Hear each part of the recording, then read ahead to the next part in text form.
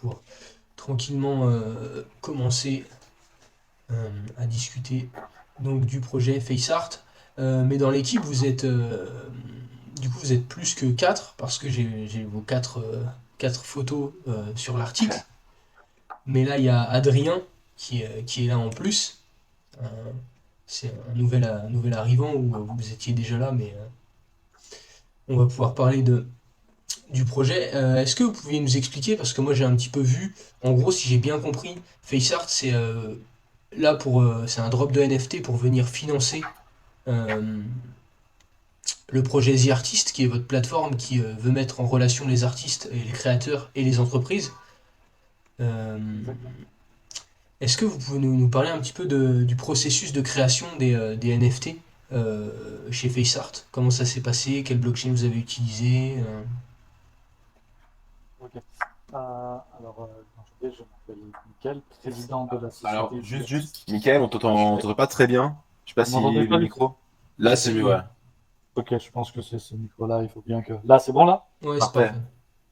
Ok, donc enchanté les gars. Alors, comment ça s'est passé là? Je vais parler un peu plus fort comme ça, vous allez peut-être mieux m'entendre. Ok. Euh, comment ça s'est passé? Alors en fait, on a refusé une levée de fonds parce que ça correspondait pas à nos principes et à nos valeurs. L'investisseur, voilà, ça correspondait pas. Et j'ai vu qu'il y avait les NFT qui entraient en jeu. Je me suis dit, tiens, pourquoi pas faire une levée de fonds en NFT et, euh, et on va se présenter de façon plus originale que les autres, c'est-à-dire qu'on va se présenter nous les fondateurs et les cofondateurs du projet, toute l'équipe, de manière très artistique, en respectant nos catégories dans l'application. Musique, cinéma, danse, animation, art visuel et photo. Parce que pour Donc en fait, rappel, le drop de NFT, c'est vos têtes. c'est ça. C'est les têtes des quatre cofondateurs, mais en même temps qu'on a fait les quatre, juste après, en fait, il y a trois autres personnes qui se sont rajoutées dans l'équipe. Ok. C'est pour ça que vous nous voyez plus, mais il y a un an en arrière, quand on a fait les NFT, on était quatre. Ok. Et alors, du coup, vous n'êtes pas sur un NFT où il y a eu de l'art génératif, tout ça. Vous êtes vraiment sur vos têtes parce que l'idée, c'est que vous n'essayez pas de le dire aux gens, ouais, c'est une œuvre d'art, machin. C'est vraiment une levée de fonds. Il y a C'est pas ça, de, on ne va pas vous faire croire que derrière, ça va prendre de la valeur. C'est juste pour avoir les levées de fonds. On est les fondateurs et c'est pour soutenir le projet. exactement. C'est pour déjà se présenter de manière plus originale, Ouais. y arriver de dire, bah, on est une startup un peu cool et tout. Pour faire une levée de fonds. Et bien sûr, ces NFT, ils vont prendre de la valeur. Pourquoi? Parce que chaque fois qu'on va revendre de l'abonnement sur The Artist, il y aura 3 euros qui seront redistribués via nos holders. Donc, Ok. obligatoirement, l'NFT, en fait, c'est pour nous aider, mais on les remercie Mhm. comme ça. Bien sûr. Et donc, il n'y a pas, par exemple, de jeux de rareté ou d'atout particulier. C'est tous les mêmes, mis à part la tête qu'il y a dessus. Alors non, en fait, tu dois y acheter deux capsules, donc une capsule rouge et une capsule bleue. Ouais. Ok. Et en fait, ces capsules sont des capsules d'énergie pour permettre à la fusée de pouvoir décoller et d'aller chercher les NFT sur quatre différentes planètes. Donc la neutre, la rare, l'épique et la légendaire. Ok. Parce que comme tu vois sur notre site internet, il est très interactif. Je ne sais pas si vous Si, aviez si. été le voir. Ouais. Si, si, Donc moi en je fait, fais voilà. Donc allez il dessus y a pour toute votre la raison. fusée, il y a tout Nano qui se balade et en fait, on aide Nano à faire décoller la fusée pour aller chercher les NFT. D'accord. Donc, en plus de ça, ouais. Enfin, parce qu'après, je reviens un peu sur les bases, mais vu que c'est aussi le but de l'interview de présenter aux gens qui n'auront pas vu, comme ça, ils ne Je seront pas largués. comprends. En fait, il y Donc, a, en fait, le but, en fait, c'est Nano qui dit il y a la communauté que en fait, on vient de la planète The Artist pour arriver sur Terre pour récupérer des artistes. Et lors de notre voyage dans le laboratoire, il s'est passé un incendie que nos fragments d'âme se sont répartis dans 3400 tableaux, donc 6800 capsules, quoi. mhm. Et en fait, il fallait rechercher les tableaux qui détiennent nos fragments d'âme pour pour nous reconstruire. Et c'est pour ça qu'il y a tout le processus de la fusée, nano, des capsules d'énergie qui font décoller la fusée pour aller nous chercher dans les différentes planètes. Voilà, il y a tout un storytelling derrière assez amusant. Ok. C'est-à-dire que de base, vous étiez sur une levée de fonds tout à fait classique, vous avez refusé, et à la Tout à place de fait ça, classique. vous avez créé une espèce d'univers, de grand jeu, de gamification totale. Et Exactement. du coup, vous créez une communauté dès le début, en même temps que vous levez des fonds. Exactement. C'était le but aussi. C'est aussi rentrer aussi dans le monde du Web3, commencer à voir, parce qu'on sait que notre application, c'est du Web 2, mais on sait qu'elle va s'intégrer facile au Web 3. Ça Hmm. veut dire qu'un jour, il y aura le transfert Web 2, Web 3, une sorte d'hybride. Et j'ai pour nous, il était fondamental d'aller vers ce côté-là. Ça veut dire qu'à la base, vous n'aviez pas dans l'idée d'aller dans le Web 3 forcément, mais que après vous avez, ou alors dès le début, vous aviez déjà cette pensée de dire ok, on va aller dans le Web 3, euh, mais, euh, mais pas tout de suite, ou Alors, comment ça s'est passé? Parce que quand tu l'expliques, on a l'impression que c'est un projet Web 2, enfin que c'est un projet qui n'a pas forcément l'intention de base d'aller dans le Web 3, mais que la possibilité des NFT vous a fait aller plus rapidement de ce côté-là en fait. alors, en fait, quand on a créé l'application, il y a l'époque, j'avais reçu un mail d'une personne qui me disait on peut intégrer du Bitcoin sur ton application. Donc, je me suis dit, tiens, assez original, un réseau social avec du Bitcoin à l'intérieur, ça peut être pas mal aussi. Donc, il y avait quand même ce truc-là d'un jour de créer un token à nous qui irait dans l'application. Mais je pensais que l'intégration du Web 3 allait venir beaucoup plus tard, pas tout Mhm. de suite. Je savais que en développant de plus en plus l'application, on allait intégrer des petits comment dire, des petits utilities du Web 3, mais pas assez rapidement. Là, Mhm. je me suis dit, tiens, c'est le moment de comprendre le monde du Web 3 et comment on peut y intégrer, parce qu'en même temps, j'ai aussi eu une personne, par exemple, lui, qui certifie l'art dans le Web 3 avec les smart Mhm. contracts, des choses comme ça. Donc, je savais que au bout d'un moment, il fallait faire ce transfert. Et je pense que Hmm. les NFT et cette levée de fonds, avec engager la communauté, serait le meilleur de ces transferts. Ok. Ok. Vas-y, si tu veux poser une Ouais, j'ai question, une petite Marc-Antoine. question parce que tu dis que quand tu as commencé le projet, quand tu as eu l'idée, on se parlait du Bitcoin, toi tu avais l'idée de faire un token. Et je voulais demander, c'était quand alors cette idée Parce que quand on parle, on dirait un peu que c'était à l'époque des ICO en 2017. Est-ce que je me trompe? Alors, on a créé la société fin 2018 Ok, et 2019, vers fin 2019, l'application était là. Donc, en ok, gros, c'est dans ces alentours-là. d'accord. Et, Ok, c'est intéressant. mais du coup, comment vous êtes rentré par la porte du Web 3? Parce que tu as dit que ton associé Louis, euh, il certifie l'art sur la blockchain. Mais Adrien et toi, comment vous avez découvert? Est-ce que vous êtes investisseur à la base en crypto-monnaie, ou est-ce que c'est directement par la porte des NFT? Comment ça s'est fait Non, en fait? alors, moi, c'est vraiment par la porte des NFT.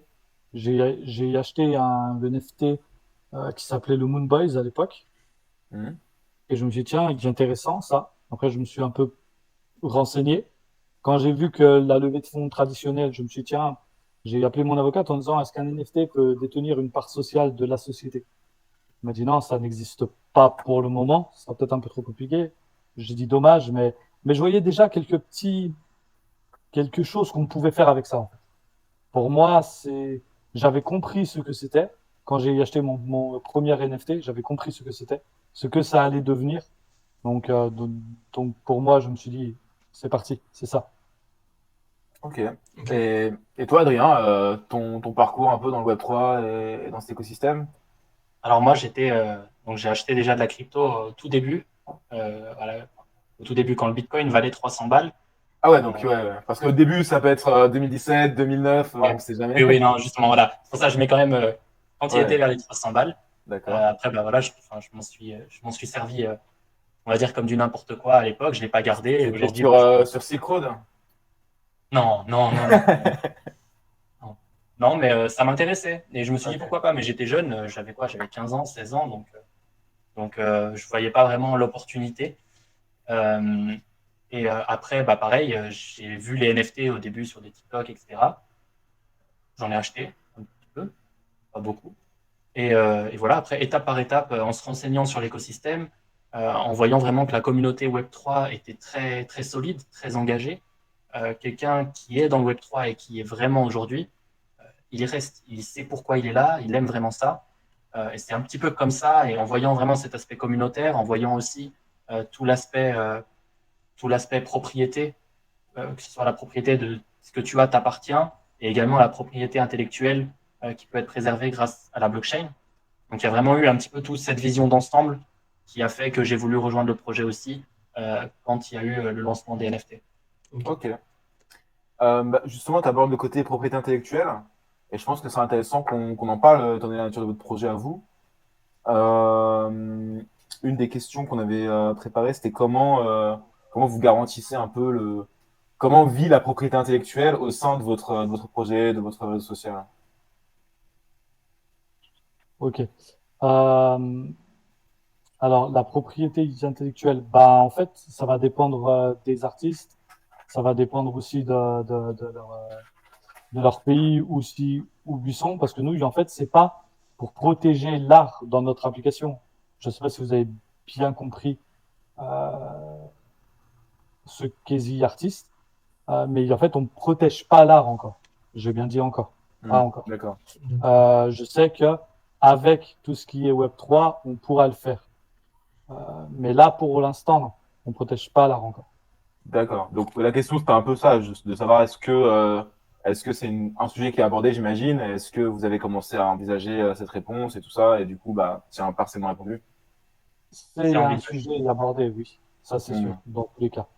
Plus on va rentrer de plus en plus dans le projet et dans le Web3, plus nous aussi, on va découvrir des utilities ou des choses qu'avant, on ne pouvait pas faire, que maintenant, on peut faire.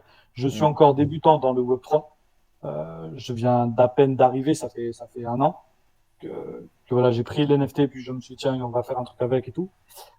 Mais j'avais tout compris par rapport à ça.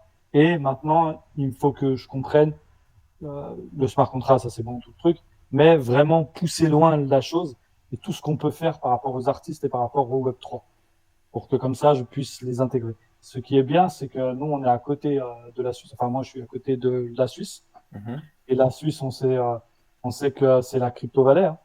Mhm. Il y a même Ethereum qui est Yazoo, etc. Donc, donc je sais que de plus en plus, The Artist va de ce côté-là. Ah ouais? Oui.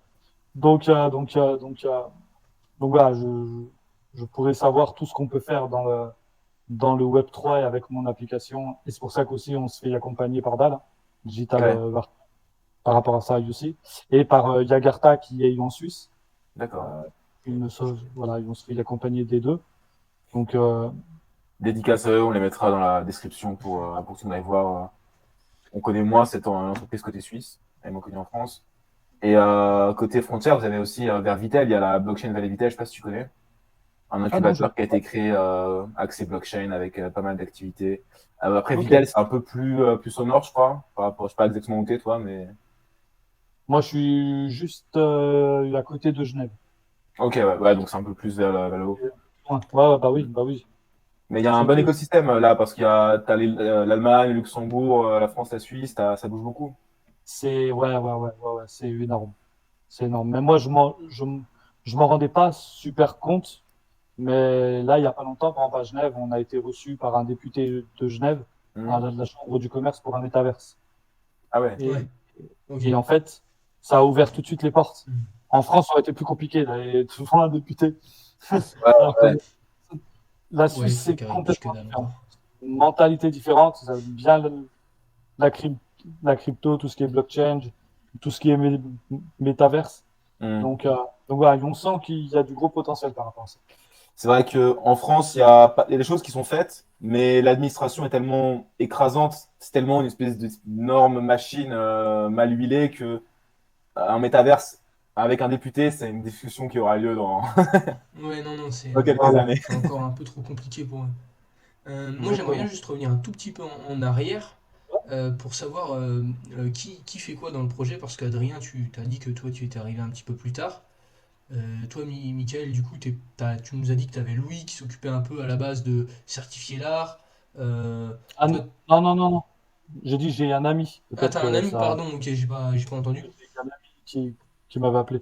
Ok. Ah, Et un petit peu ce que vous faites du coup, dans l'entreprise, parce que il y a plusieurs pôles. Tu as dit le pôle cinéma, le pôle musique. Je suppose que vous avez chacun un pôle de référence et que du coup, après, Alors, vous. en fait, ça marche plutôt comme une société normale, hein. Donc, il y a un président de la société, moi. Tu as Jean-Baptiste qui est directeur général. Ok. Euh, on a deux développeurs, un back-end et un front-end, qui est Flavien et John. Il y a un directeur artistique qui s'appelle Nano. Tu as un directeur marketing qui s'appelle Adrien. Donc, l'Adrien. Tu as deux commerciales, directeur commercial qui s'appelle Zakaria et Gabi. Ok. Ok. Et Donc, c'est, et c'est Nano qui s'occupe d'aller dans l'espace. et c'est Nano qui fait tout ce que vous avez vu. Mais il a 15 ans de le 3D derrière lui. Il a fait le jeu métaverse. Il a fait tout ce que vous voyez, c'est lui. Tu m'as fait peur parce que quand t'as dit il a 15 ans, je me suis dit. Je me suis dit, vous avez chopé un C'est un sacré. mytho. Ok. Non, non, Et est-ce vraiment. que du coup pour l'interview, pour le podcast, on sait pas encore, vous pourriez un peu, enfin tu pourrais avec tes mots, tu vois, nous redéfinir vraiment ce que vous faites, expliquer, tu vois, pour que les gens comprennent bien et pour avoir aussi ta manière d'expliquer la Ok. plateforme. Alors, nous sommes The donc un réseau pro-social pour les artistes, entre Instagram et LinkedIn, euh, avec une mise de booking d'artistes. Donc, donc, en fait, on a six grandes catégories, musique, cinéma, danse, animation, art visuel et photo. Mhm. Et par exemple, admettons que tu te maries, tu recherches un photographe que tu veux payer 200 euros, que tu es sur Paris. Ben, en fait, tu vas faire une appel d'offres en disant je recherche un photographe avec tous les critères. Et tous les artistes qui correspondent à tes critères vont être notifiés en disant il y a un futur contrat pour toi. Donc c'est le contrat qui va à l'artiste et l'artiste qui va au recruteur. D'accord. Tout automatisé. Donc il y a ça sur la plateforme. Mais pas que. On veut créer vraiment un écosystème. C'est-à-dire que plus tard, on mettra aussi en place une marketplace pour les artistes, les personnes qui veulent vendre leurs tableaux, leur sculpture, etc., leur art. On va mettre un système de crowdfunding, les personnes qui veulent financer des projets, ou par exemple, lors des lives, se verser quelques centimes. La communauté, les fanbases, vont leur donner 1 euro, 2 euros par-ci, etc. On veut aussi mettre en place un modèle d'Airbnb, c'est-à-dire que pour trouver des studios d'enregistrement, des salles de concert, des choses comme ça, et des formations certifiées par The Artist. Donc tout un écosystème. C'est pour ça que plus tard, il nous faudra aussi notre token qui marchera avec tout cet écosystème. Hmm. Ok. Donc effectivement, quand tu dis le côté LinkedIn, on le voit bien parce qu'il y a à la fois ce côté recherche professionnelle et en même temps cet écosystème. Mais par exemple, question peut-être naïve, mais pour que ça fonctionne, il faut qu'il y ait du coup un peu une répartition entre les artistes et le public. Alors, beaucoup de gens pensent ça. Et Ouais, c'est ça qui est très intéressant. C'est que les artistes se recrutent entre eux aussi. ok. Et ça, on n'y pense pas. Par exemple, un, un photographe, il aura besoin d'une top modèle. Une top modèle aura besoin d'un vidéaste. Un vidéaste aura besoin d'un perchman. Un perchman aura besoin, etc., etc. Donc, en fait, c'est tout un écosystème que même les artistes, ils ont besoin d'autres artistes Hmm, pour, ex- pour, Ouais. pour exister, tu vois. Et il y aura après les recruteurs qui vont venir. Nous, notre stratégie, c'est ok. d'abord amener tous les artistes et après ramener les recruteurs. Mais on sait que les recruteurs, ça peut être n'importe qui. Quelqu'un qui se marie comme un professionnel qui détient un bar et qui a besoin d'un DJ, par exemple. Mhm.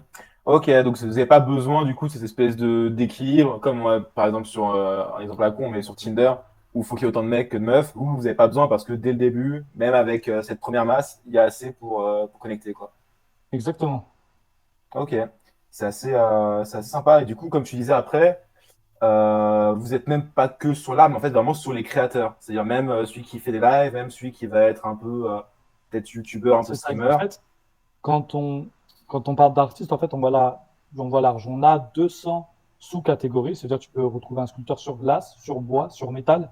La Mhm. recherche peut être très spécifique Ouais.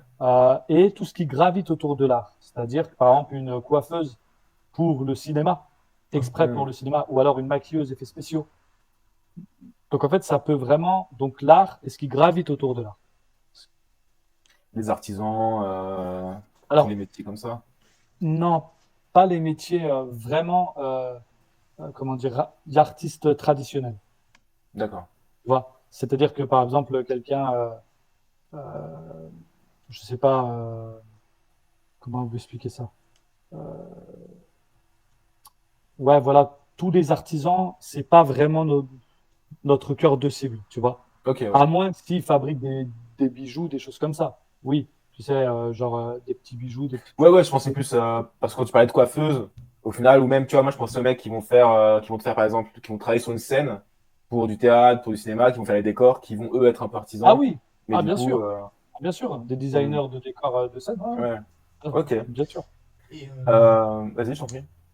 du coup, tu as parlé d'un mixte entre LinkedIn et Instagram.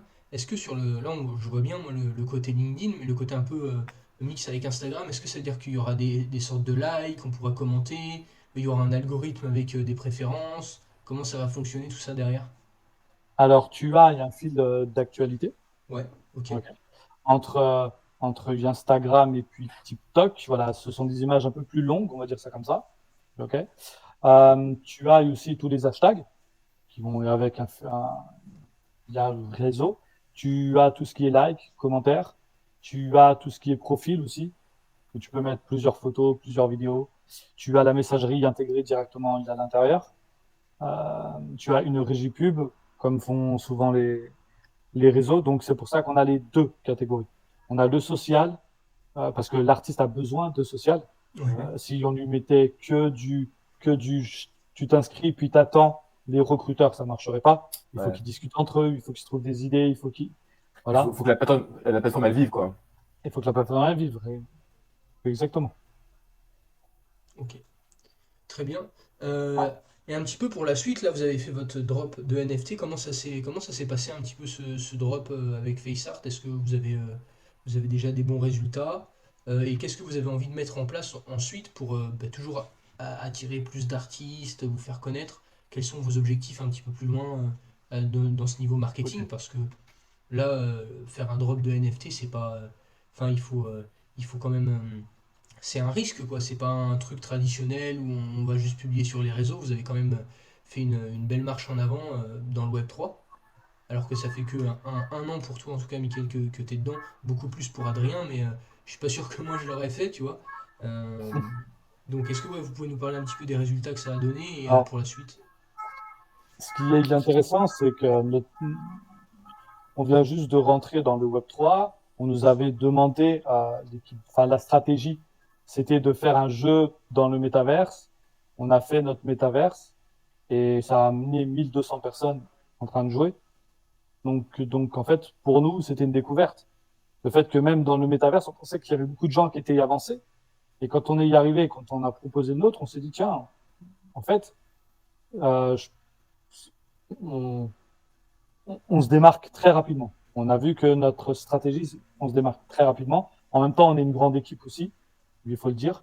Donc, euh, donc, euh, donc voilà, et après, on sait qu'on refera des jeux dans le métaverse, parce que ça avait bien marché. On avait 20 000 euros de cadeaux à donner, 1200 joueurs, les gens, ils nous réclament encore un métaverse. On a fait un métaverse immense. C'est grâce à ça aussi que j'ai pu être devant un député suisse aussi pour lui présenter le métaverse. Et que même lui, maintenant, il veut son métaverse du côté de Genève.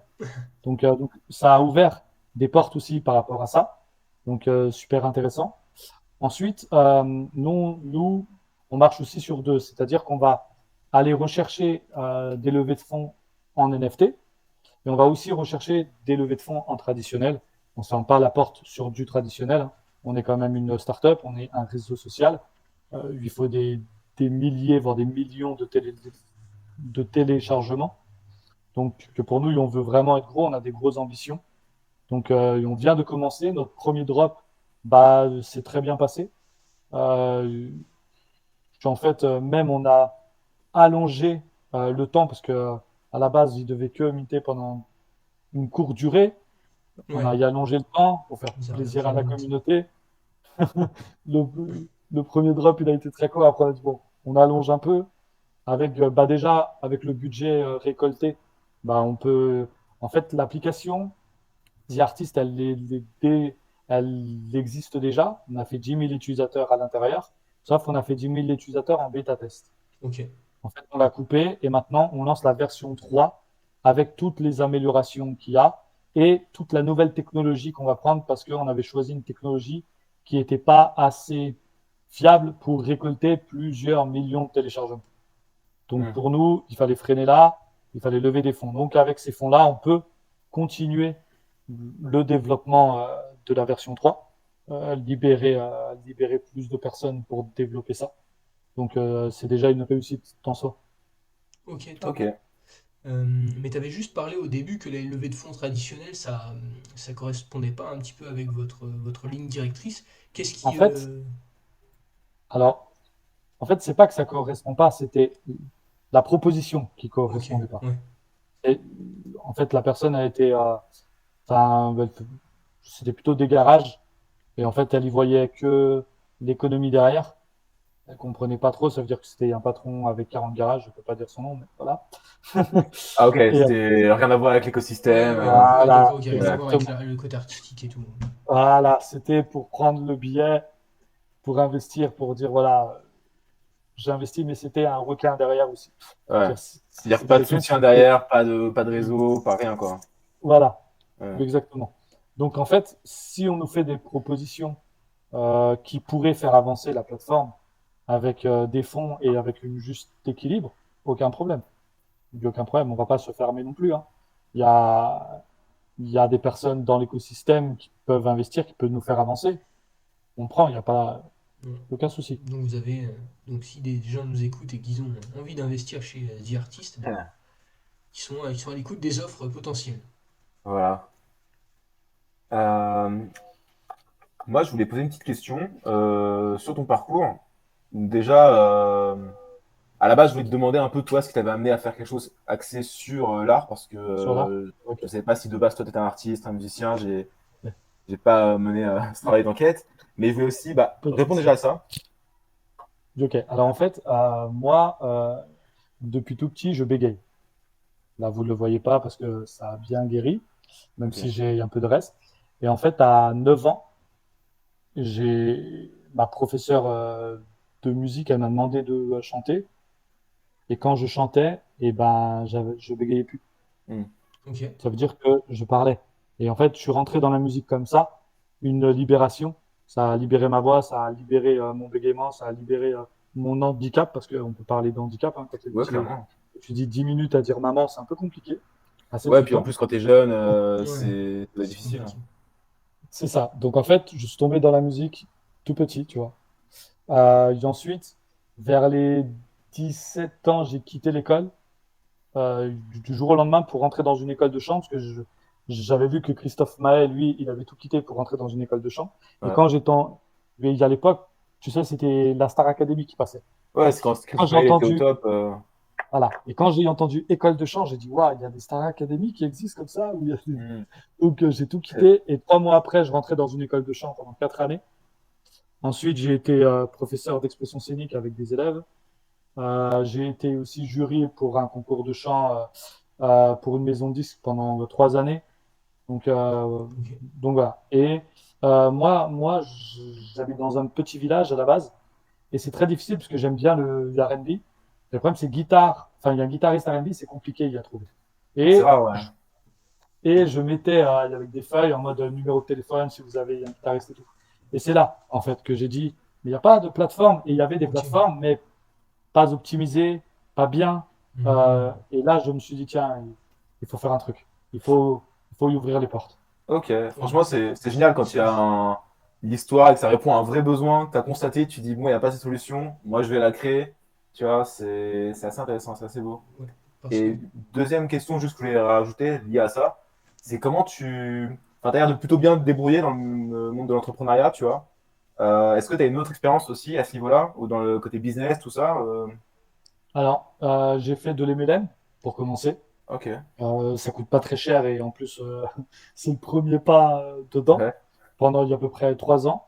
Ensuite, comme j'ai dit, j'étais professeur d'expression scénique, donc j'avais des élèves. Donc je devais démarcher mes élèves, faire de la publicité, commencer comme Ok. ça. Et avant de créer The Artist, j'avais créé les sorties du mois. C'était une petite application pour voir tout ce qu'il y a aux alentours de chez nous comme événement. Et en fait, au moment où je lance cette appli, il y a Facebook qui fait la même chose dans Facebook. Hmm. Ce qui fait qu'il a Donc, tué l'œuf, qu'il a tué le projet dans l'œuf d'entrée de jeu. euh, Et c'est qu'après, The Artist est venu. ok. Avec l'expérience, avec ce qu'on pouvait faire. Et aussi, Flavien, c'est le premier associé. Donc, ce qui fait que comme il est dev, on a pu aussi peaufiner des choses, ouais, regarder des choses et y avancer. ouais. Ok. Mais C'est une belle histoire. Vas-y, ouais, Sacha. c'est très cool parce que y a beaucoup de gens qui se posent la question comment on lance un business et tout. Enfin, là, c'est plus généraliste. Mais toi, tu es vraiment parti de ta passion, du chant. Enfin, t'avais un problème, le bégaiement, et après, t'es parti, t'as kiffé le chant, c'est devenu ta passion, et après, t'as trouvé une autre problématique qui était parce que tu voulais créer un groupe, je suppose, quand tu cherchais un guitariste voilà. Et tu t'es dit, ok, là, il y a un problème. Moi, tu t'aurais pu laisser, tu aurais pu te dire, bon, bah tant pis, je vais continuer de chercher. Mais tu as vraiment eu ce mindset entrepreneur où tu t'es dit, vas-y, je vais, euh, je vais essayer de créer la solution, quoi. Il y a un océan bleu, je vais y aller et je vais proposer aux artistes de pouvoir se connecter entre eux. Donc, ouais, c'est vraiment comme ça qu'on trouve, je pense, les meilleures idées. Parce que c'est celles qui nous Hmm. drive vraiment, en fait, à passer au-delà des galères. Quand ça vient C'est vraiment ça. du cœur, quoi.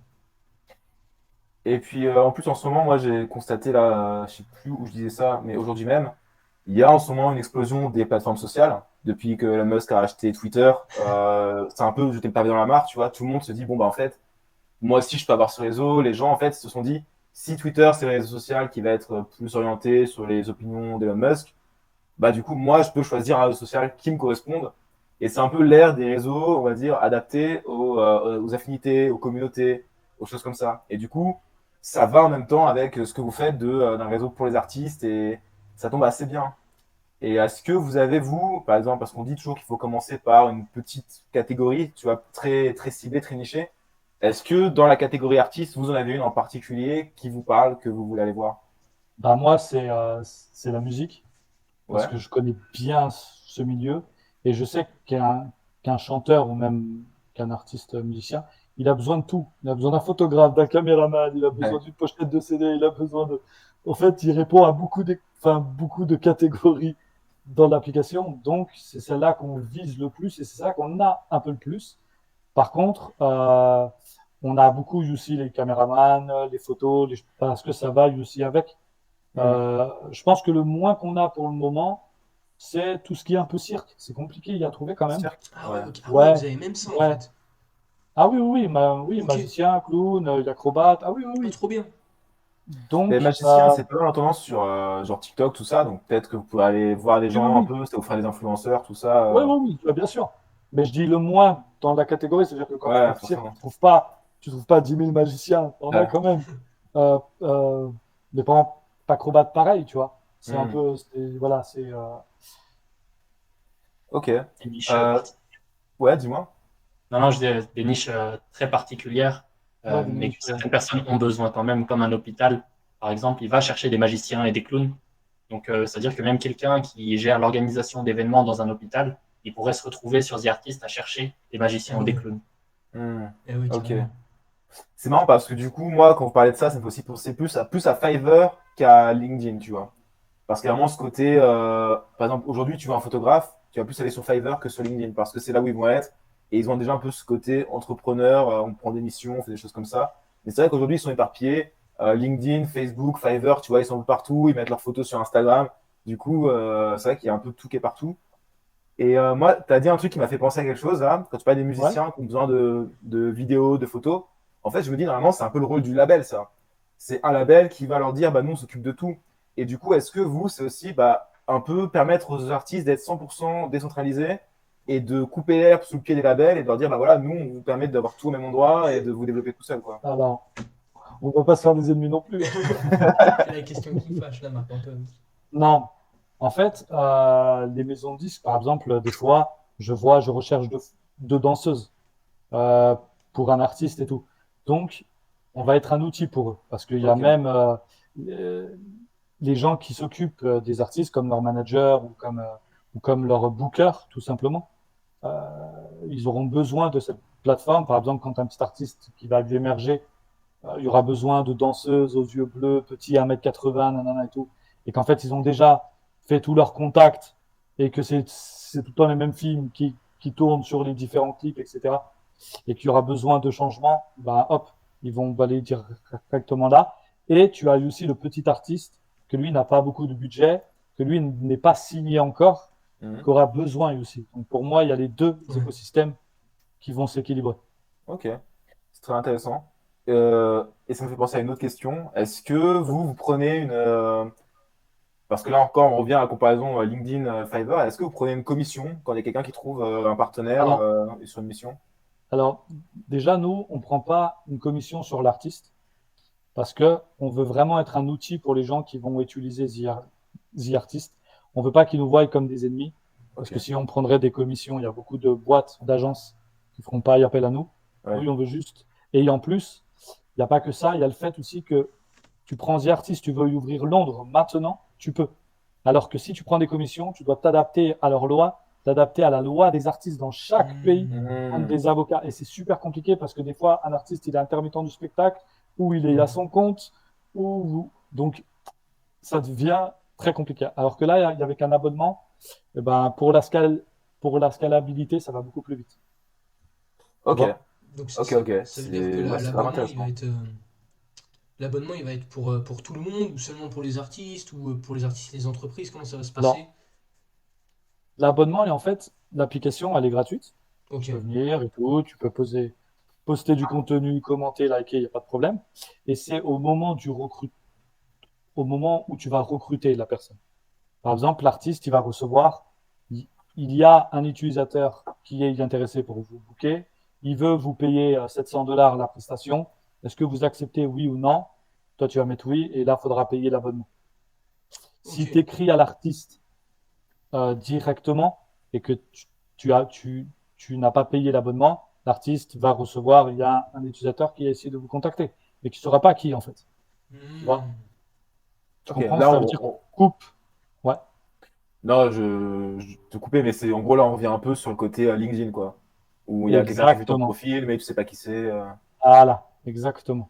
On a D'accord. coupé un peu ça pour dire en même temps, c'est quand on va trouver le travail à l'artiste qu'on va lui demander l'abonnement. Ok. Et en même temps, c'est quand il aura beaucoup de messages. Par exemple, il va recevoir un message. Un utilisateur, vous avez envoyé un message, il ne peut pas l'ouvrir encore. Il ne va pas payer son abonnement, mais quand il aura 17, 18 messages qu'il n'aura pas pu ouvrir, tout ça, c'est du travail. Tout ça, Ouais. c'est des collaborations. Tout ça, pour nous, ça fait partie de notre job, on l'a fait. Hmm. Et puis surtout que si jamais le message dit telle personne veut vous payer tant, il se dit bon, l'abonnement c'est 30 euros, le mec veut me payer tant pour la presta, il fait le calcul quoi. Et après, l'abonnement, voilà, il est dans. Et vraiment. L'abonnement, il n'est pas très cher, il sera 29,99 € tous les 3 mois. Ok, Donc, Ok. c'est un petit abonnement. Euh, voilà. ok, ok. Top. Ah oui, ah oui, je précise. Ce qui est aussi intéressant, c'est qu'on a gamifié aussi les choses. C'est-à-dire que plus un artiste va utiliser notre plateforme, donc liker, commenter, partager, faire des appels d'offres, etc., plus elle va gagner des points. Mhm. Et plus ces points, ils vont permettre à baisser l'abonnement ou la régie publicitaire ou nos modèles économiques. Par exemple, ils auront 10 à 15% sur l'abonnement. Des fois 20, enfin tout dépend des points qu'ils vont y avoir. Mhm. Comme ça, si un artiste nous dit ouais, mais j'ai pas trop les moyens, il suffit juste qu'il l'utilise de plus en plus et au bout d'un moment, il va avoir 40% sur l'abonnement. Donc, Ok.